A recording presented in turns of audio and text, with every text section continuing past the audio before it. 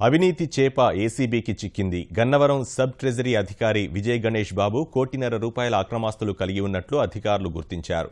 Bank లాకర్లో ఉన్న సొమ్ముల వివరాలు పరిశీలించాల్సి ఉంది.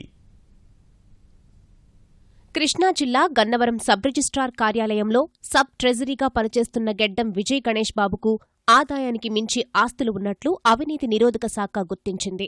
ఏలూరులోని వివిధ ప్రాంతాల్లోని ఆయన నివాసాలతో పాటు బంధువులు, సహచరుల ఇళ్లల్లో ఏసీబీ అధికారులు ఏకకాలంలో సోదాలు చేశారు. విజయ్ గణేష్కు ₹1,50,00,000కు పైగా విలువైన ఆదాయానికి మించిన ఆస్తులు ఉన్నట్లు గుర్తించారు.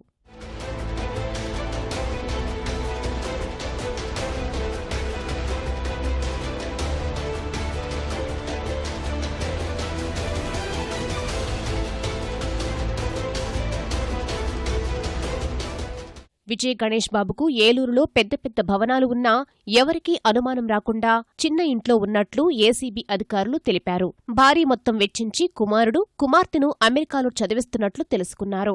విజయ్ ఇంట్లో స్టాంపు పత్రాలు స్వాధీనం చేసుకున్న అధికారులు వడ్డీ వ్యాపారం చేస్తున్నట్లు గుర్తించారు.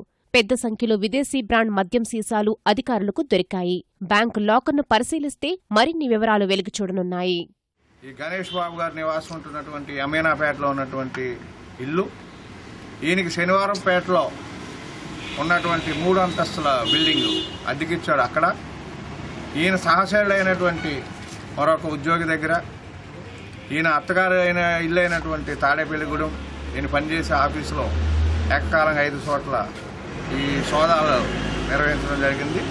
సుమారు ₹1,50,00,000 ప్రభుత్వ లెక్కల ప్రకారంగా అక్రమాస్తులు కూడబెట్టాడని చెప్పి తెలుసుంది. ఒక లాకర్కి దొరికింది. ఆ లాకర్ ఓపెన్ చేయాలి. ఈయన చెప్పిన సమాచారం ప్రకారం దాంట్లో ఒక అరకేజీ సుమారు గోల్డ్ ఉండొచ్చు అని అంటున్నాడు. ఈయన పేరున ఒక 13 ప్రాపర్టీస్ ఉన్నాయి. వైఫ్ పేరున ఒక 2, కుమార్తె పేరున ఒక 2 ఉన్నాయి. ఈయన ఒక కుమార్తె, కుమారుడు ఉన్నారు. వాళ్ళిద్దరిని కూడా ఫారిన్లో పేమెంట్ షీట్ మీద ఒకరిని మెడిసిన్, ఒకరిని ఎంఎస్ చదివిస్తూ ఉన్నాడు. వడ్డీ వ్యాపారం కూడా చేస్తున్నాడని తెలుస్తుంది. అదేవిధంగా ఈయన ఇంట్లో 25 ఫుల్ లిక్కర్ బాటిల్స్ రకరకాల బ్రాండ్స్కి ఇంక్లూడింగ్ సమ్ ఫారిన్ బ్రాండ్స్ దొరికాయి. కృష్ణా జిల్లా గన్నవరం ఉప ఖజానా కార్యాలయంలోనూ ఏసీబీ అధికారులు సోదాలు చేశారు. రికార్డులు, చెక్కు పుస్తకాలు స్వాధీనం చేసుకున్నారు.